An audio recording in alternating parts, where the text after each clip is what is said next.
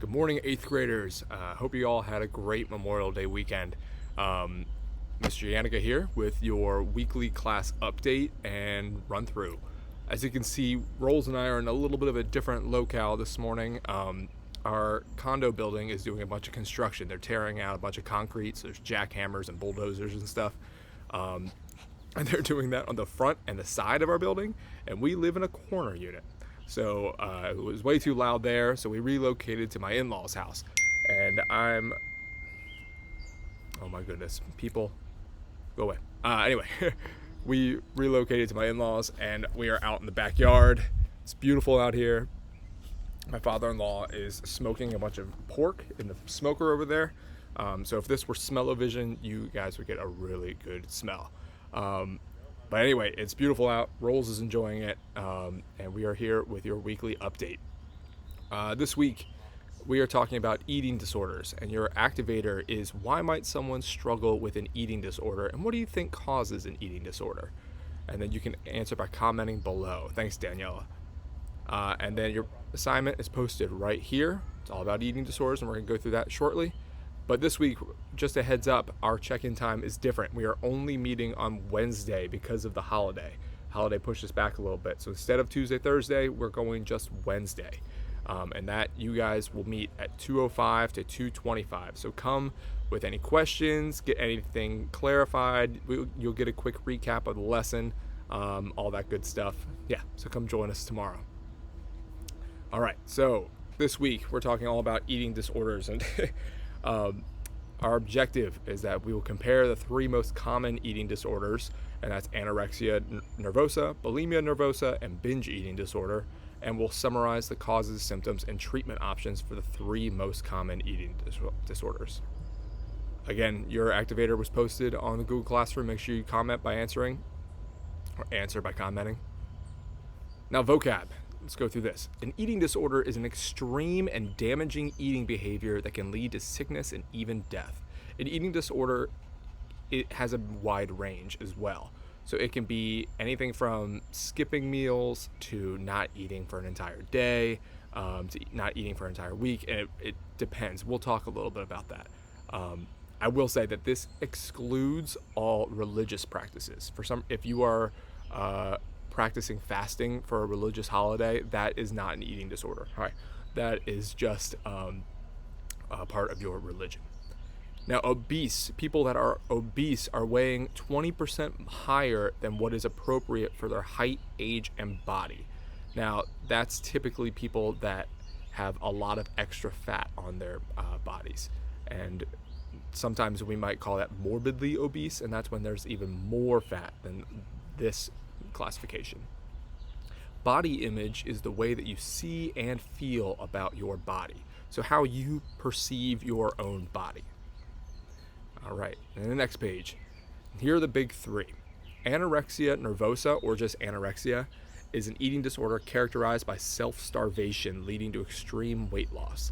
So this is when people don't eat anything, right? They'll go long periods of time without eating, and that causes them to lose weight.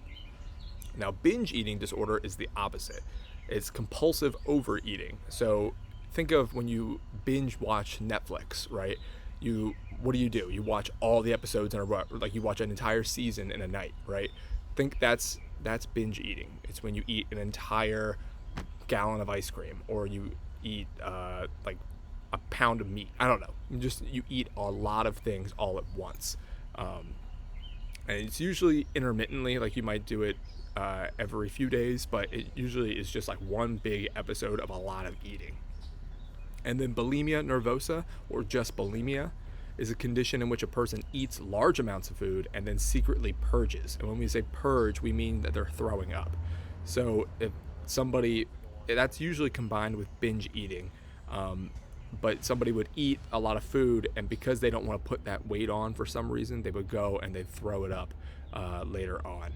And that's dangerous because the stomach acids that will come up with all that food damage your esophagus and your throat, and that can cause cancer and damage and stuff. All right, next slide.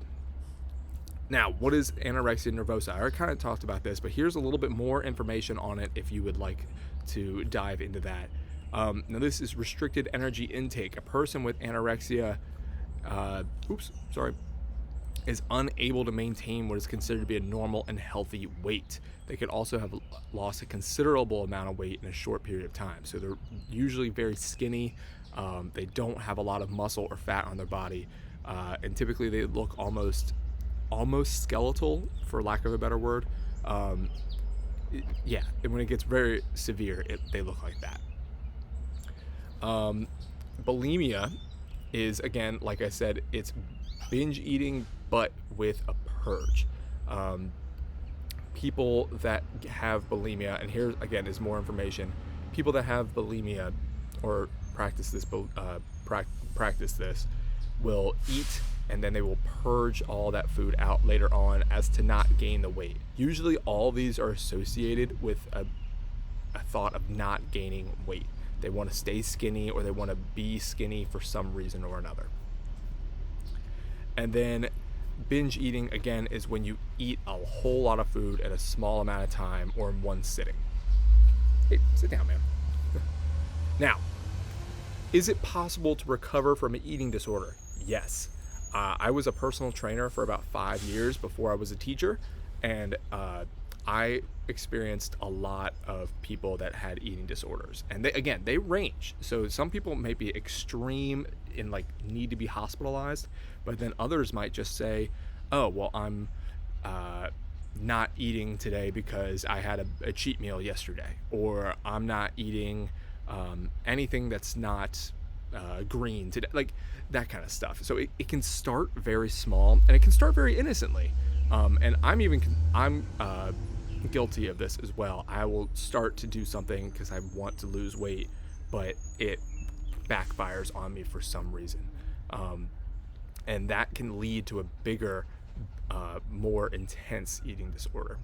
Now, the best thing that you can do is to ask these people for help. That's your first step. Family, friends, teachers, counselors, religious leaders, social workers, therapists, or you can contact the National Eating Disorders Association hotline. And for some reason it's not listed here, but it's there. I will put that in the notes later on. Sorry about that. Now, your May due, the summarizer.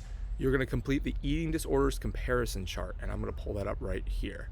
The eating disorders comparison chart, I want you guys to do this as a May due assignment.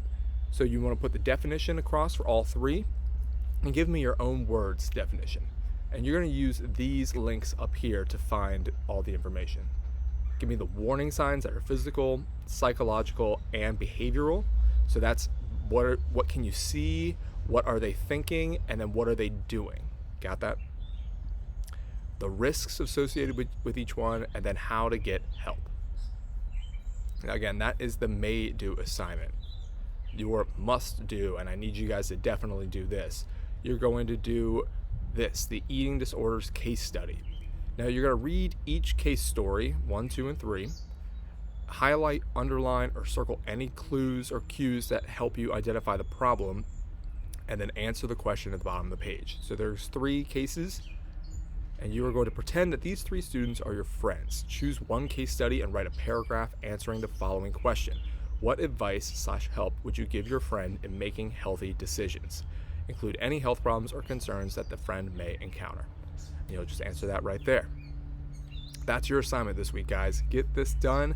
It is due on Sunday. If you have any questions, come tomorrow to the Zoom meeting for help, or email me throughout the week, whatever you guys need.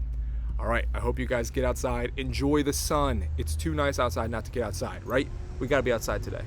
Have a great day. I will see you all next week.